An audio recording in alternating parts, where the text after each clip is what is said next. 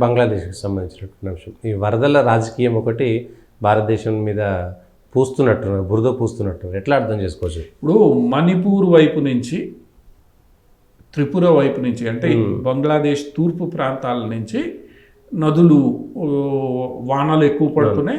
కొండ ప్రాంతాల నుంచి కిందకి మైదాన ప్రాంతానికి వరదలు వెళ్ళాయి.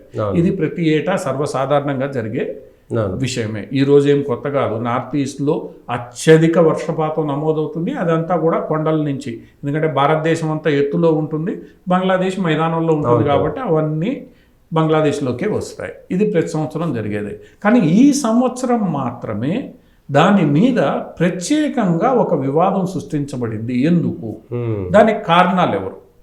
జమాతే ఇస్లామీ ఐఎస్ఐతో కలిసి భారతదేశం బంగ్లాదేశ్లో ఈ వరదలు సృష్టించి బంగ్లాదేశ్ని ఇబ్బంది పెడుతోంది అన్న ఒక వాదన ఈసారి మాత్రమే. ప్రతి సంవత్సరం వచ్చే వరదలుంటే ఈసారి మాత్రమే ఈ వాదనని సోషల్ మీడియాలో ఈ ఆరోపణలని విమర్శల్ని తేవడం జరిగింది. మరి మొదట్లో జమాతే ఇస్లామే దీని వెనక ఉందనుకుంటే చివరికి తేలింది ఐఎస్ఐ జమాతే ఇస్లామే రెండూ కలిసి చేస్తున్నాయి. దీన్ని బంగ్లాదేశ్ ప్రభుత్వం నియంత్రించలేకపోతోంది. ఇది ఒక రకంగా భారత్ వ్యతిరేక వాతావరణాన్ని అక్కడ క్రియేట్ చేయడానికి గత కొన్ని నెలలుగా జరుగుతున్న ఏదైతే ప్రణాళిక ఉందో దానికి ముందడుగుగా అందరూ భావించడం జరుగుతోంది. కానీ దాన్ని పెద్దగా పట్టించుకున్న రీతిలో ఈరోజు బంగ్లాదేశ్ ప్రజలు లేరు, మీడియా కూడా దానికి పెద్ద ప్రాముఖ్యత ఇవ్వడం లేదు. ఎందుకంటే దాని వెనక ఎవరున్నారని స్పష్టమైన వేళ ఒక ప్రణాళిక ప్రకారం బంగ్లాదేశ్లో భారత్ వ్యతిరేక వాతావరణాన్ని క్రియేట్ చేయడానికి వ్యూహం రచించబడుతోందని తెలిసిన వేళ దాన్ని పెద్దగా పట్టించుకోవట్లేదు. నిన్నో మొన్నో బంగ్లాదేశ్ నేషనలిస్ట్ పార్టీ నాయకులు ఒకళ్ళు మాట్లాడుతూ భారత్ బిఎన్పిని అంగీకరించదు, భారత్లో బిఎన్పి అంటే భారత్ వ్యతిరేకత అన్న ఒక నేరేటివ్ని క్రియేట్ చేస్తున్నారు, ఇది క్రియేట్ అది కాకుండా చూడాల్సిన బాధ్యత భారత్తే, బిఎన్పి భారత్కి వ్యతిరేకం అన్న ఈ భావాన్ని ముందు భారత్ తొలగించుకోవాలి అన్న రీతిలో మాట్లాడు. దానికి కారణం ఎవరు? ఇప్పుడు బంగ్లాదేశ్ ఏర్పడిన నాటి నుండి ఆ తర్వాత జరిగిన ప్రతి సందర్భంలోనూ బిఎన్పి అధికారంలోకి వచ్చినప్పుడు భారత్కు వ్యతిరేకంగా తీవ్రవాదాన్ని, మతతత్వాన్ని, ఉగ్రవాదాన్ని బిఎన్పి కాలంలోనే పోషించారు. సో గత చరిత్ర ఏది చెప్తోందో దాని ఆధారంగానే మీ మీద ఒక అభిప్రాయాన్ని ఏర్పాటు చేసుకుంటాం. ఆ అభిప్రాయాన్ని ఈరోజు ఒక్కరోజుగా నేను తీసేసుకోవాలంటే కుదరదు కదా. ఆ విధంగా సందేహాస్పదంగానే చూశాను. ఇప్పుడు నువ్వు అధికారంలో ఉన్నావు, నువ్వు ఇప్పుడు కట్టడి చేయి. అవును, నేను చిత్తశుద్ధితో ఉన్నానని నువ్వు ఇప్పుడు నిరూపించుకుంటే భారత్లో అభిప్రాయం పోతుంది. అది నువ్వు నిరూపించుకోకుండా ఈ రోజు వరకు హిందువుల మీద అన్ని అరాచకాలు అక్కడ మీరు చేసిన తర్వాత, హసీనాని బయటికి పంపించిన తర్వాత నువ్వు ఈరోజు వచ్చి నా మీద అభిప్రాయం మార్చుకుంటే ఎట్లా మారుద్ది? ప్రజల్లో మారదు, ఎక్కడా మారదు. ఆ మార్చుకోవాలి అని అంటే ఫస్ట్ నువ్వు నీ వైపు నుంచి అడుగులు పడాలి.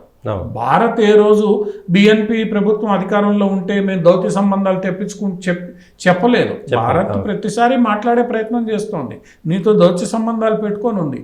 మీ ఏ గవర్నమెంట్ ఉన్నా పనిచేసే ప్రయత్నం చేసింది. నువ్వు వద్దనుకున్నప్పుడే మేము ఆగిపోయాం. కొన్ని ప్రాజెక్టులు కాలేదు, కొన్ని ఒప్పందాలు మీ హయాంలో కాలేదు. అవి మీరు కాదనుకుంటేనే ఆగే, భారత్ కాదనుకుంటే కాదు. అందువల్ల ఈ నేరేటివ్ ఏదో భారత్ చేస్తోంది అని బిఎన్పి చేసిన ఆరోపణలు తప్పు. ఈరోజు బంగ్లాదేశ్లో ఏదైతే నేరేటివ్ క్రియేట్ చేయబడుతోందో దాన్ని మీరు అడ్డుకోకుండా, దాన్ని ముందు మీరు ఖండించండి. అడ్డుకోకుండా భారత్ వ్యతిరేక ప్రచారం మీరు అంతర్గతంగా దేశంలో చేస్తూ ఉంటే, అంతర్గతంగా జరుగుతూ ఉంటే దాన్ని మీరు అడ్డుకొని అరే భారత్ మనకు మిత్రదేశం అని మీరు ఎందుకు చెప్పట్లేదు? చెప్పకుండా భారత్లో అభిప్రాయం మారాలి అంటే ఎట్లా మారుతుంది? ఇప్పుడు ఒక షేక్ హ్యాండో లేదా ఒక మిత్రత్వం కావాలి, రెండు చేతులు కలవాలి, లేదా చప్పట్లు కొట్టాలంటే రెండు చేతులు కట్టాలి. అది చేయకుండా ఒక చేతితోనే నువ్వు తగ్గు అని అంటే ఎట్లా కుదరదు? బంగ్లాదేశ్లో. అందువల్ల ఏంటంటే ఇప్పుడు బంగ్లాదేశ్లో జరుగుతున్నది ఏదైతే ఉందో అది బంగ్లాదేశ్ ప్రజలే ముందు నిర్ణయించుకోవాలి. బంగ్లాదేశ్లో ఉన్న రెండు మెజారిటీ పార్టీలు నిర్ణయం తీసుకోవాలి, ఏం చెయ్యాలి, ఏం చేయకూడదు. భారత్ నువ్వు అంగీకరించకపోయినా నీ వాణిజ్యం దెబ్బతింటుంది, ఇంకోటి చేసినా దెబ్బతింటుంది. అందువల్ల ఇప్పుడు బంగ్లాదేశ్ శ్రేయస్సు దృష్ట్యా మీరేం చేయాలనో మీరు నిర్ణయించుకోవాలి. మీరు ఏకాభిప్రాయానికి వచ్చి భారత్తో మాట్లాడండి. అవును. అంతేగాని భారత్ మమ్మల్ని ఇది చేయట్లేదు, భారత్ అది చేయట్లేదు అంటాం. అది మీ యొక్క ఏమంటారు దుందుడుకు అనొచ్చు, లేదా ఈ ఇగ్నోరెన్స్కి కారణం అవుతుంది. భారత్ ఏమి చేయలేదనేటువంటి ఒక తప్పు కదా. ఇంతవరకు జరుగుతూ ఉంది, జరిగిన చోట జరిపించారు, జరగని చోట జరిపించలేదు. ఈరోజు గత 10 ఏళ్లలో బంగ్లాదేశ్ మీదుగా త్రిపురకు వెళ్ళడానికి మార్గం పెట్టారు. 2 రైలు మార్గాలు ఓపెన్ అయినాయి. మీకు ఒక బ్రిడ్జిలు కట్టించారు, బస్సులు వెళ్తున్నాయి. మీ దగ్గర నుంచి వాణిజ్యం వస్తుంది, భారత్ పెట్టుబడులు పెడుతోంది, అదానీ కరెంట్ సప్లై చేస్తున్నాడు, వస్త్ర పరిశ్రమ ఇవన్నీ మన ఇండియన్ పెట్టుబడులు ఉన్నాయి. మరి ఇవన్నీ మంచిగా లేకపోతే ఎందుకు జరుగుతాయి?